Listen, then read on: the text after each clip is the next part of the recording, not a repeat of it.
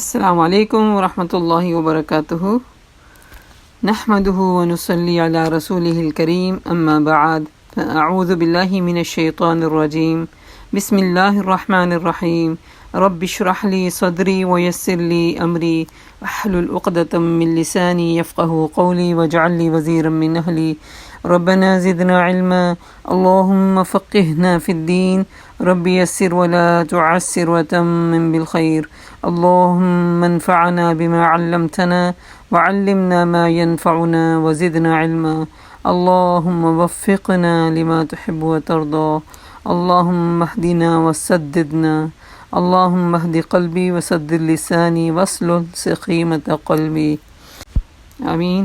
سب کو ویلکم کرتی ہوں اس دعا کے ساتھ کہ اہلا و سہلا و مرحبا، یا رب بنا دے ہم سب کو اہل القرآن و اہل التقوی و مغفرہ۔ سورۃ التوبہ آیہ نمبر 100۔ اعوذ باللہ من الشیطان الرجیم والسابقون الأولون من المهاجرين والأنصار والذين اتبعوهم بإحسان رضي الله عنهم ورضوا عنه وأعد لهم جنات تجري تحتها الأنهار خالدين فيها أبدا ذلك الفوز العظيم۔ سابقون الاولون، وہ مہاجر انصار جنہوں نے سب سے پہلے دعوت ایمان پر لبیک کہی۔ پہل کرنے والوں کا درجہ بہت ہے۔ جو پہل کرتے ہیں نا نیکیوں میں، وہ بہت اعلیٰ درجے میں ہوتے ہیں۔ تو اس لیے کبھی انتظار نہ کرنا چاہیے کہ اچھا ساتھ والی میرے لیے کچھ کرے گی تو، یا ساتھ والی اٹھتی ہے تو اٹھ جاؤں گی، یا کوئی بھی جیسے کہا جاتا ہے نا گھروں میں کوئی کام کہنے کے لیے بھی کہتا تو نیکی کرنے کے لیے ایسا نہیں دیکھیں اچھا یہی کرے گا، یہ قریب کچن کے یہی لا دے۔ ماما نے تو سب کے لیے ایک ہی کہا تھا، کوئی مجھے پلا دے گا کوئی چائے یا پانی، تو ایک دوسرے کو دیکھتے رہے نہیں۔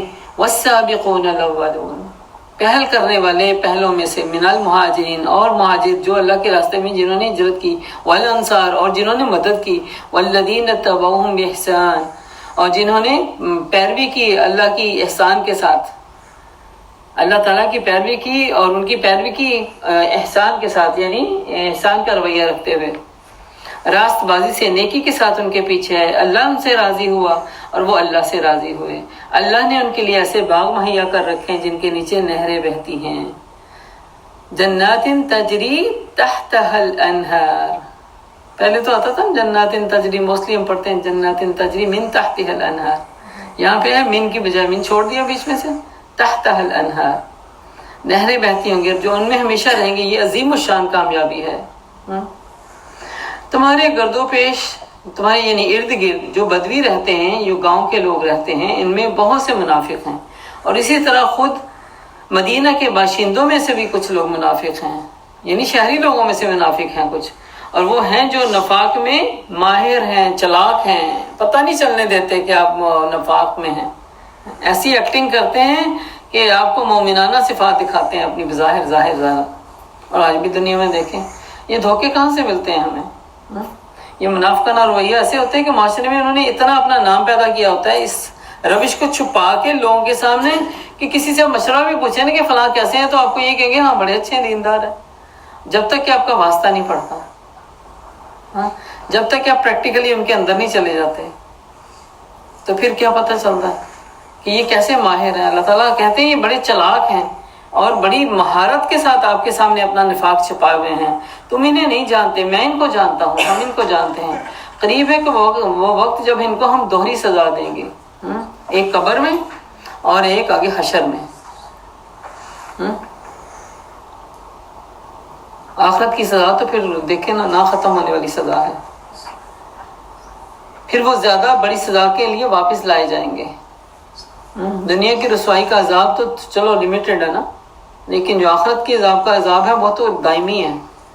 وَآخَرُونَ اعْتَرَفُوا بِذُنُوبِهِمْ، اور کچھ اور لوگ ہیں جنہوں نے اپنے قصوروں کا اعتراف کر لیا۔ یہ سچے لوگوں کی شان ہے کہ وہ غلطیاں کرتے ہیں تو صاف بتا دیتے ہیں کہ یہاں سے مجھ سے غلطی ہو گئی۔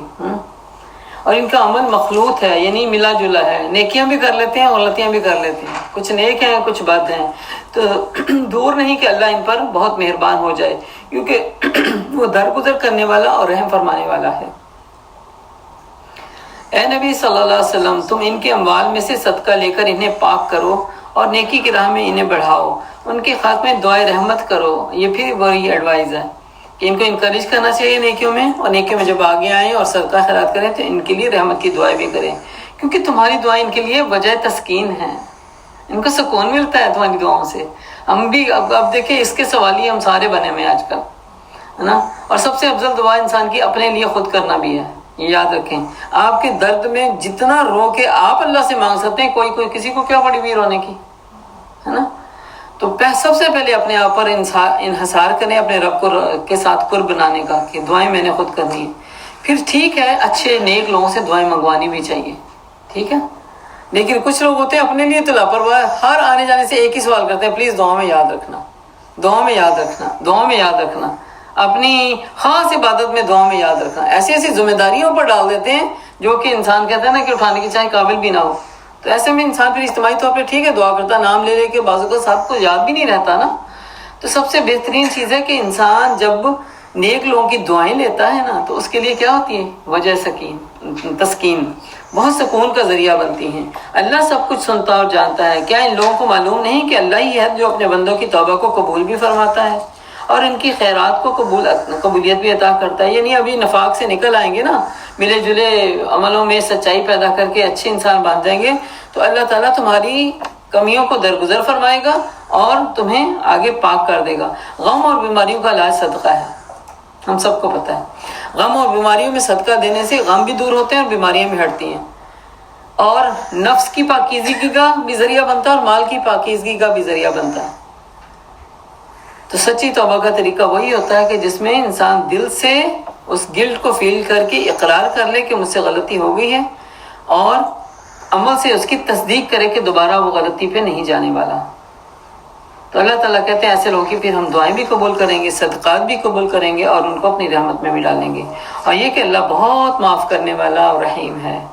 أَلَمْ يَعْلَمُوا أَنَّ اللَّهَ هُوَ يَقْبَلُ التَّوْبَةَ عَنْ عِبَادِهِ وَيَأْخُذُ الصَّدَقَاتِ وَأَنَّ اللَّهَ هُوَ التَّوَّابُ الرَّحِيمُ وَقُلِ اعْمَلُوا فَسَيَرَى اللَّهُ عَمَلَكُمْ وَرَسُولُهُ وَالْمُؤْمِنُونَ۔ اے نبی صلی اللہ علیہ وسلم ان لوگوں سے کہہ دیجئے کہ تم بس عمل کرتے جاؤ، اللہ اور اس کا رسول اور مومنین سب دیکھیں گے تمہارا طرز عمل اب کیا رہتا ہے۔ اب یعنی منافقین کو ایک ٹاسک دیا گیا نا، اپنے آپ کو سچ ثابت کرنا ہے تو ذرا اپنے آپ کو زندگی میں سچائی کی صفحے پہ لے آؤ، سچائی کے ساتھ اپنے کام کرنے لگ جاؤ، تو اللہ تعالیٰ اور اللہ کے نیک بندے اور نبی جو ہیں وہ تمہیں چیک آؤٹ کرتے رہیں گے، پھر تم اس کی طرف پلٹائے بھی جاؤ گے۔ جو کھلے اور چھپے سب کو جانتا ہے، وہ تمہیں بتا دے گا کہ تم کیا کرتے رہے ہو۔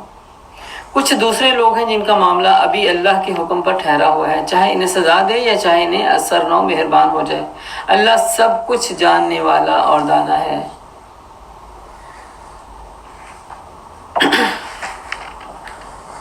کچھ اور لوگ ہیں جنہوں نے ایک مسجد بنائی اس غرض کے لیے کہ دعوت حق کو نقصان پہنچایا جائے، اور اللہ کی بندگی کرنے کی بجائے کفر کریں، اہل ایمان کے اندر پھر پھوٹ بھی ڈالیں، اور اس ظاہر عبادت گاہ کو شخص کے لیے کمین گاہ بنائیں جو اس سے پہلے اللہ اور اس کے رسول کے خلاف برسر پیکار ہو چکا ہے۔ وہ ضرور قسمیں کھا کر کہیں گے کہ ہمارا ارادہ تو سوائے بھلائی کر کچھ نہیں، مگر اللہ گواہ ہے یہ قطعی جھوٹے ہیں، تم ہرگز اس عمارت میں کھڑے نہ ہونا۔ یہاں پہ اب کیا پتہ چلتا ہے، جب اللہ کے نبی صلی اللہ علیہ وسلم مدینے میں تشریف لائے، ایک تو عبداللہ بن منافق جو تھا، وہ عبداللہ بن ابی منافق جو تھا، وہ سیاسی طور پہ وہ سمجھتا تھا کہ میرے برابری کا کوئی بندہ آ گیا اور اس کی سیٹ اس کو جاتے ہوئے نظر آ رہی تھی۔ عبداللہ بن ابی منافق کا اس کا نام، تو ایک اس نے حسد پال لیا تھا اللہ کے نبی صلی اللہ علیہ وسلم کے ساتھ، اور دوسرا ایک ابو عامر تھا جو عیسائی عالم تھا، لیکن آپ کے آنے پہ بظاہر وہ اسلام لے آیا تھا، اور اندر سے وہ انتظار کر رہا تھا کہ یہ جو جنگ بدر پہلی جنگ ہوئی تھی کہ کہ اپنے نفاق کو چھپانے کے لیے کہ یہ اس میں کوئی سب کہتے ہیں نا صفحہ ہستی سے کوئی چیز مٹ جائے ختم ہو جائے، مجھے اوپر آ کے بات کرنے کی ضرورت ہی نہیں ہے۔ تو اب دیکھیں اللہ کے حکم سے تھوڑی تعداد اللہ نے فتح یاب کر دی، سکسیسفل ہو گئی۔ اب ان کے دل کا جو حسد تھا وہ زیادہ بڑھنے لگا۔ ایک عبداللہ بن نبی منافق ادھر سے جو سیاسی طور پہ آپ کا حریف بن چکا تھا، دشمن بن چکا تھا، اور دوسرا ابو عامر جو کہ روحانی طور پہ آپ کا دشمن بن چکا تھا۔ ہاں، تو اب انہوں نے مل کے ایک پالیسی تیار کی، ایک مسجد جو اللہ کے نام تقوی کی بنیاد پر بنائی گئی تھی، اس کو مسجد قباء بھی کہتے ہیں، اور اللہ کے نبی صلی اللہ علیہ وسلم سے اس کے بارے میں لوگوں نے جب کیا، سیدنا ابو سعید خدری کہتے ہیں کہ 2 آدمیوں نے اس بات میں جھگڑا کیا کہ پتہ چلے کہ کون سی مسجد تھی جو تقوی کی بنیاد پر ہوئی ہے۔ تو اسے ایک نے کہا وہ مسجد قباء ہے، اور دوسرے نے کہا نہیں وہ رسول اللہ صلی اللہ علیہ وسلم کی مسجد ہے، مسجد نبی ہے۔ تب آپ صلی اللہ علیہ وسلم نے فرمایا وہ یہی ہے میری مسجد، ٹھیک ہے۔ تو دونوں مسجدیں بنیاد تقوی پہ تھیں، اور قباء کے بالکل پیرالل وہ مسجد انہوں نے تعمیر کی، اور اس میں کیونکہ انہوں نے یہ چلاک کیسے تھے کہ انہیں پتہ تھا کسی گھر میں کسی ڈیرے میں جگہ جمع ہو کے اپنی سازشیں بنائیں گے تو لوگوں تک پہنچ جائیں گی۔ مسجد ایک ایسی جگہ پہ جہاں پہ لوگوں کو شک بھی نہیں ہوئے گا، ہاں، کہ وہاں بیٹھ کے ہم جو ہے نا پلان کر سکتے ہیں کہ ان کو کیسے ہٹایا جائے۔ اور اللہ کے نبی صلی اللہ علیہ وسلم جب تبوک سے واپس آتے ہیں تو انہوں نے دعوت دی کہ آپ آ کے افتتاح کریں، ہم نے ایک مسجد بنائی ہے۔ اللہ نے وحی کر کے نازل کر دیا کہ تمہیں خبردار تم ادھر نہیں جانے، کیونکہ آپ سے مہر لگوانا چاہتے ہیں، لوگوں کے اوپر اس مسجد کا اعتماد پیدا کرنا چاہتے ہیں تاکہ ان کو پتہ چلے کہ یہ بھی سچے لوگوں میں سے ہیں۔ اور پھر اللہ کے نبی صلی اللہ علیہ وسلم کو جب اطلاع مل گئی اللہ کی طرف سے تو آپ نے وہ مسجد کو مسمار کروایا، گروا کے آگ لگا دی اس کو۔ تو اسی کا یہاں پہ ذکر آتا ہے کہ نفاق کرنے والے مسجدوں کو بھی نہیں چھوڑتے کہ وہاں بیٹھ کے پلان کرتے ہیں اسلام اور اسلام کی دشمنی میں، اور کمین کہاں بنائے، یعنی چھپنے کی جگہ بھی وہ مسجد میں، انہیں پتہ ہے کہ یہاں پہ کوئی اٹیک نہیں کرے گا۔ مسجدوں کو اللہ تعالیٰ نے امین بنایا ہے، امن کی جگہ بنایا ہے۔ بہت ہی بد تہذیب انسان ہوگا جو مسجد میں جا کے کسی کو کہتے ہیں نا قتل و غارت کرے۔ تو مسجدوں میں انہوں نے پناہ لینے کے لیے بھی اس مسجد کو بنایا اور اپنی چالیں چلنے کے لیے۔ اس سے پہلے اللہ تعالیٰ اور اس کے رسول کے خلاف یہ برسر پیکار ہو چکے ہیں، یعنی مختلف حالات میں یہ ان کے خلاف سازشیں چلتے رہتے ہیں اللہ اور اللہ کے رسول کے ہیں۔ وہ ضرور قسمیں اب کھا کھا کر کہیں گے ہمارا ارادہ سوائے بھلائی کے کچھ نہیں تھا، مگر اللہ گواہ ہے یہ قطعی جھوٹے ہیں۔ تم ہرگز عمارت میں کھڑے مت ہونا، جو مسجد اول روز سے تقوی کی بنیاد پر قائم کی گئی تھی وہی اس کے لیے زیادہ موضوع ہے، یعنی اس میں جائیں جو مسجد نبی ہے یا اسی میں جائیں جو مسجد قباء ہے، کہ تم اس میں عبادت کے لیے کھڑے ہو۔ اس میں ایسے لوگ ہیں جو پاک رہنا پسند کرتے ہیں، اللہ کو پاکیزگی اختیار کرنے والے بڑے پسند ہیں۔ سبحان اللہ۔ ہم بھی دیکھیں اپنے آپ کو ذرا، اللہ محبت رکھتا ہے پاک رہنے والوں سے۔ ہمارا جسم پاک، کپڑے پاک، سوچ پاک، دل پاک، معاملات پاک، تو کیوں نہ اللہ محبت کرے گا ہم سے۔ لوگوں نے پوچھا تھا یا اللہ کے نبی، یہ مسجد قباء والے یا مسجد قباء والوں سے پوچھا تھا لوگوں نے کہ تمہارے اندر کون سی ایسی صفت ہے جس کی وجہ سے اللہ نے یہ کہا کہ تمہاری پاکی کو اللہ نے ہائی لائٹ کیا۔ میں کہا کہ ہم استنجا کرتے ہیں نا مٹی کے ڈھیلے سے، لیکن بعد میں پانی سے اپنا طہارت لے کے وضو کرتے ہیں۔ سبحان اللہ۔ حالانکہ استنجے سے بھی پاک ہونے کی اللہ تعالیٰ کے نبی نے بتا دی، لیکن پانی کو ہم اصل سمجھتے ہیں۔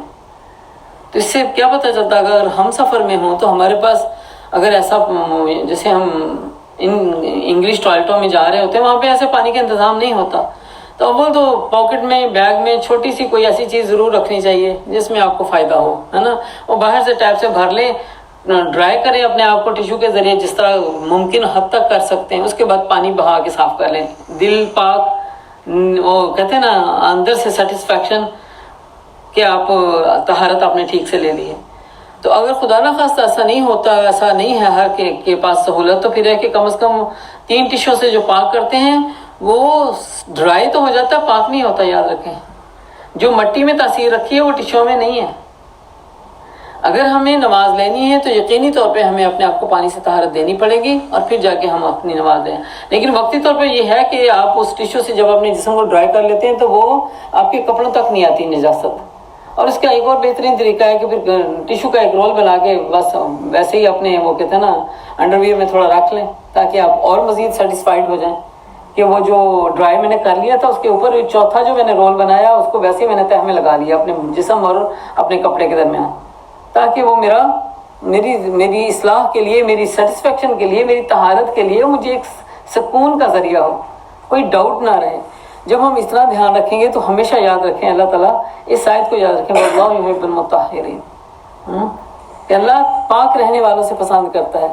اور ان کی پاکی کا بیان اللہ کے علاوہ کسی کو نہیں پتا تھا، وہ کس طرح اتنی احتیاط کرتے تھے، تو اللہ تعالیٰ نے ہائی لائٹ کر کے میرے اور آپ کے لیے ایک رول بنا دیا، رول ماڈل بنا دیا نا، ایک رول دے دیا۔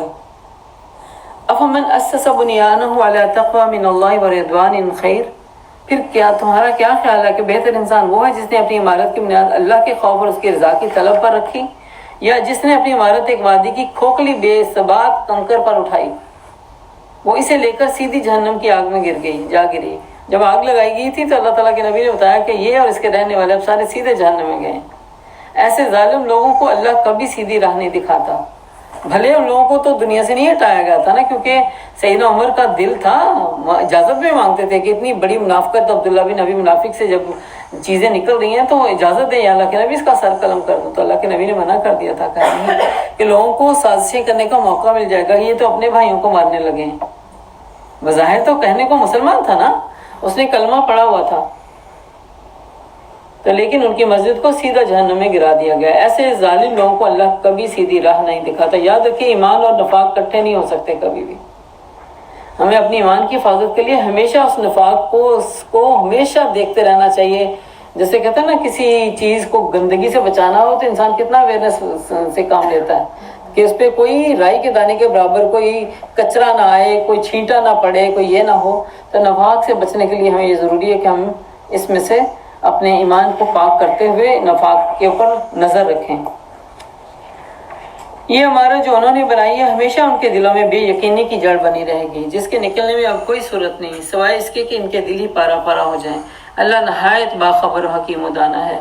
حقیقت یہ ہے کہ اللہ نے مومنوں سے ان کے نفس اور ان کے مال جنت کے بدلے خرید لیے ہیں۔ سبحان اللہ۔ اللہ کے نبی صلی اللہ علیہ وسلم نے فرمایا، خبردار سن رکھو، اللہ کا سودا بڑا مہنگا ہے۔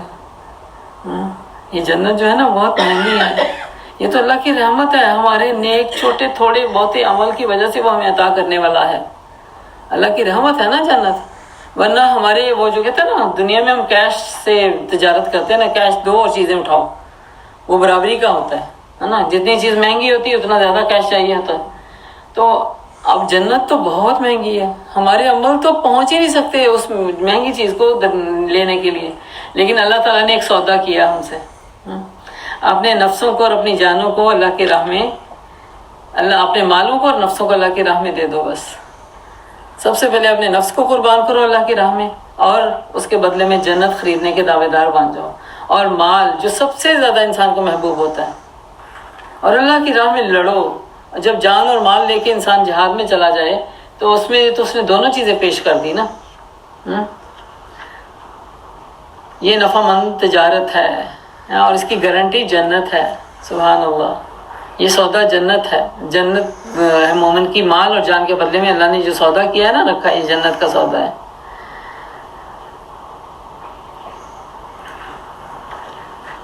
تو اللہ کے راستے میں لڑو، اور مارتے اور مرتے ہیں یہ لوگ ہیں جنہوں نے اپنے نفس اور مال اللہ کے راستے میں پیش کیے ہیں۔ وہ اللہ کے راہ میں لڑتے بھی ہیں اور مرتے بھی ہیں اور مارتے بھی ہیں، یعنی شہید بھی ہوتے ہیں، خود بھی شہید ہو جاتے ہیں، اور اپنے ہاتھ سے واصل جہنم بھی کرتے ہیں ان کافروں کو جو اللہ کے دشمن ہوتے ہیں۔ ان سے جنت کا وعدہ ہے، اللہ کے ذمے ایک پکا وعدہ ہے، پکا وعدہ، وعدن علیہ حقا۔ کہاں یہ وعدہ آلریڈی اللہ کر چکے، پھر تورات میں بھی، والانجیل اور انجیل میں بھی، اور والقرآن اور قرآن میں بھی۔ پچھلی 2 کتابوں میں بھی یہی باتیں تھے، اور اب اس کو ویریفائی کرنے والی بات ہے تو وہ قرآن ہے۔ وَمَنْ أَوْفَى بِعَهْدِهِ مِنَ اللَّهِ، جو اور کون ہے جو اللہ سے بڑھ کر اپنے عہد کو پورا کرنے والا ہو، پس خوشیاں مناؤ اب۔ جس نے اپنے رب کے ساتھ اس عہد کو پورا کرنے کی ٹھان لی، اب اس کے لیے خوشخبری ہے۔ کیا کہ اپنے سودے پر جو تم نے اللہ سے چکا لیا ہے، یہی سب سے بڑی کامیابی ہے۔ وَذَلِكَ هُوَ الْفَوْزُ الْعَظِيمُ۔ اگر اپنی نفس اور اپنے مال اللہ کے راستے میں قربان کرنے کے لیے ریڈی ہو چکے ہیں ہم، اور ہر آن اس کی پکار پہ اپنے مال اور اپنے جانوں کو لے کے حاضر ہو جاتے ہیں، تو یقیناً اللہ کا وعدہ سچا ہے۔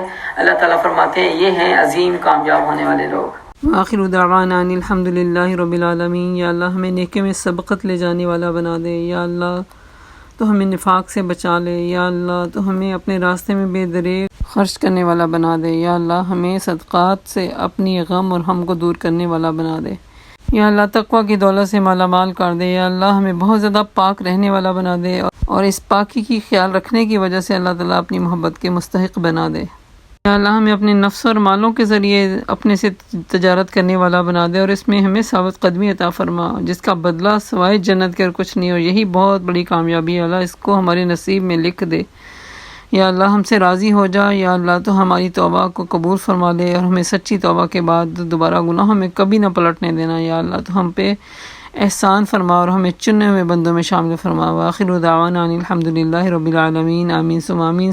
ربنا تقبل منا انک انت السمیع العلیم وتب علینا انک انت التواب الرحیم۔ سبحانک اللہم وبحمدک نشہد ان لا الہ الا انت نستغفرک ونتوب الیک۔ السلام علیکم ورحمۃ اللہ وبرکاتہ۔